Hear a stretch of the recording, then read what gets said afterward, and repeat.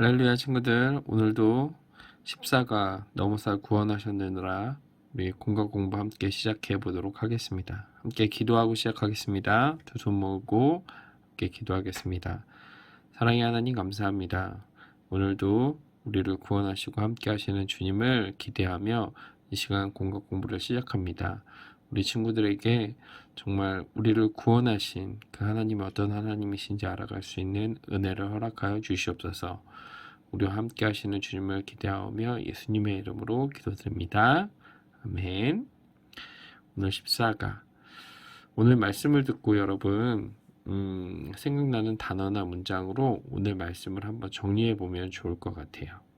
오늘 말씀 들으면서 어떤 말씀 기억나나요? 오늘 읽었던 말씀 출애굽기 12장 21절부터 28절 그리고 함께 외울 말씀은 출애굽기 12장 27절 말씀이에요. 우리 함께 그림을 보면서 함께 다시 읽어볼까요? 한번 읽어보겠습니다. 너희는 이르기를 이는 여호와의 유월절 제사라. 여호와께서 애굽 사람에게 재앙을 내리실 때에 애굽에 있는 이스라엘 자손의 집을 넘으사 우리의 집을 구원하셨느니라 하라 하매 백성이 머리 숙여 경배하니라. 출애굽기 12장 27절 말씀. 맞아요. 어떤 두 사람이 걸어가고 있는데 한 사람의 발에는 영어로 faith, 믿음이라고 써져 있네요. 믿음으로 함께 걸어가는 거. 오늘 우리가 말씀을 읽으면서 들었던 거 기억나는 게 뭐가 있을까요? 유월절, 그쵸? 어린 양의 피, 이런 말씀 기억나죠? 그리고 심판과 구원. 맞아요. 어린 양의 피를 바른, 문설주의 피를 바른 그 집만 하나님의 심판에서 구원을 받았다. 그것을 기념하는 절기가 유월절이다. 유월절을 영어로 하면 패스오버, 넘어가다, 이런 뜻이에요. 그럼 이렇게 정리해 볼 수 있겠죠? 어린 양의 피로써 하나님의 심판으로부터 구원을 받은 이스라엘 백성들, 이렇게 이야기해 볼 수 있을 것 같아요. 자, 우리 그럼 이제 숲을 만나다 한번 보도록 하겠습니다. 숲을 만나다. 인간의 방식을 뛰어넘어 이스라엘 백성을 구별하여 구원하시고 인도하신 하나님을 단 한 단어로 표현해 봅시다. 뭐라고 표현하면 좋을까요? 한 단어로? 한 단어로 표현하면 하나님을 어떻게 말할 수 있을까요? 그 하나님은 바로 우리의 생각보다 크신 하나님, 또한 우리를 구별하시고 구원하여 인도하신 하나님이시기에 그 하나님이 하나님의 뜻을 이루시는 하나님,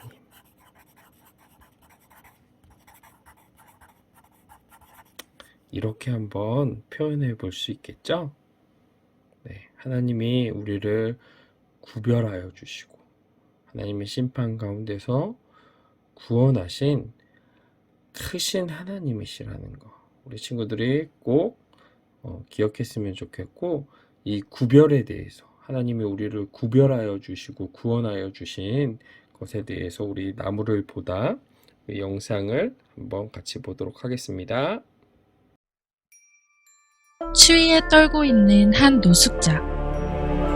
복음 파티 초대 포스터를 보고 사람들이 모여듭니다.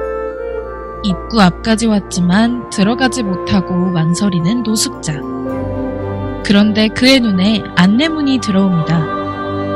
파티에 참석하려면 입구에서 나눠드리는 가운만 입으시면 됩니다. 그의 표정에 희망이 보입니다. 다양한 신분의 사람들이 가운을 받아 입습니다.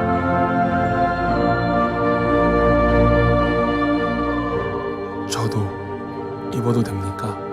그럼요. 그냥 입기만 하시면 됩니다.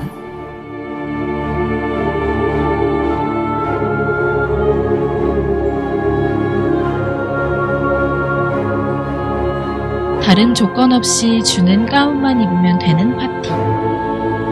단지 믿기만 하면 되는 복음입니다. 나는 하나님을 믿는 믿음으로 지금까지 살아왔나요? 우리 영상을 다 보았는데요. 나는 하나님을 믿는 믿음으로 지금까지 살아왔나요? 여러분은 하나님을 믿는 믿음으로 살아가고 있나요? 우리 그 믿음으로 살아가는 여러분들이 되기를 간절히 축복합니다. 우리 이제 열매를 맺다 문제 함께 같이 풀어보도록 하겠습니다. 자, 첫 번째 문제예요. 하나님은 왜 임방과 좌우설주에 어린 양의 피를 바르라고 하셨을까요? 왜 바르라고 하셨죠? 맞아요. 이스라엘 백성들을 구원해 주시기 위해서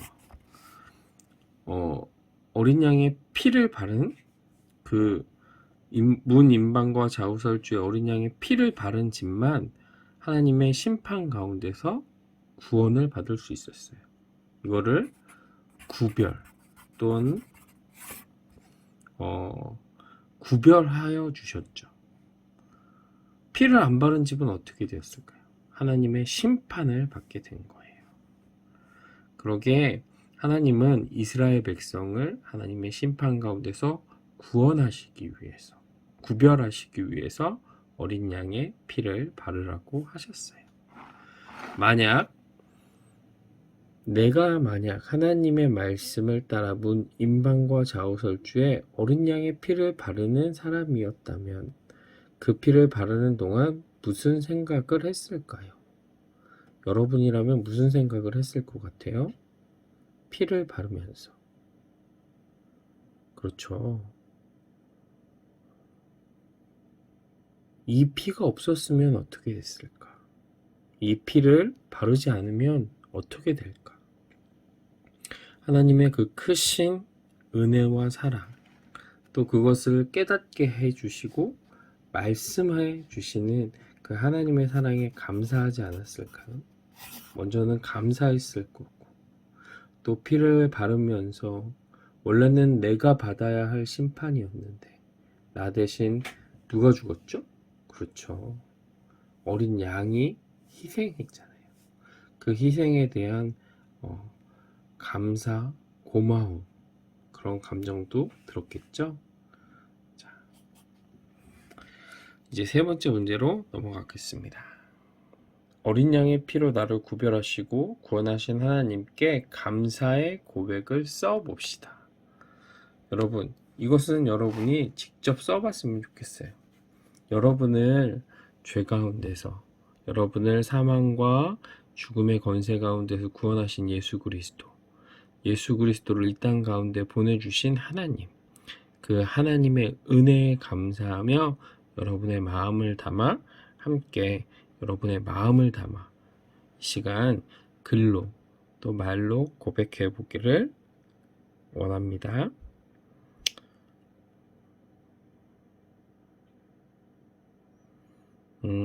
한번 천천히 써보고요. 우리 이제는 우리 하나님, 그 하나님을 우리를 구원하신 것에 대해서 함께 믿음으로 선포해 볼게요. 함께 읽어볼까요? 하나님은 어린 양의 피로 우리를 구별하시고 구원하셨습니다. 한번 같이 읽어봅시다. 시작. 하나님은 어린 양의 피로 우리를 구별하시고 구원하셨습니다. 아멘. 네, 이번 한 주 동안 여러분 주님과 함께 길을 걸을 건데요. 우리가 구원받은 백성임을 나타낼 수 있는 나만의 로고를 만들어 봅시다. 만든 로고를 내 SNS 계정에 소개합시다.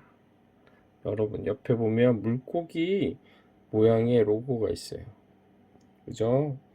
이거를 익투스라고 하는데, 예전에 신앙의 선배들이 로마에 박해가 있을 때 나는 예수님을 믿는 사람입니다 라는 표시로 이 물고기 모양을 그렸다고 해요. 그래서 이 익투스는 예수 그리스도, 하나님의 아들 구세주라는 뜻을 뜻하는 그리스어의 첫 글자에서 따온 단어라고 합니다. 여러분도 이런 로고나 심볼을 한번 만들어서 한번 내가 예수 믿는 사람이라는 것을 드러내 보기를 소원합니다. 우리 한 주일 동안도 내가 예수 믿는 사람인 것을, 내가 하나님을 믿으며 구원받은 백성인 것을 드러내는 우리 친구들 되기를 소원합니다. 우리 함께 같이 기도하겠습니다. 사랑의 하나님, 오늘 공과 14가 너무사 구원하셨느니라, 우리를 구원하신 하나님에 대해서 함께 배웠습니다. 하나님의 그 사랑에 감사하며 우리 친구들이 예수 그리스도 주님을 믿는 자로서 온전히 이 세상 가운데 설 수 있도록 주님 함께하여 주시옵소서. 주님께서 함께 하실 줄 믿으며 예수님의 이름으로 기도드립니다. 아멘. 우리 또 다음 주에 만납시다.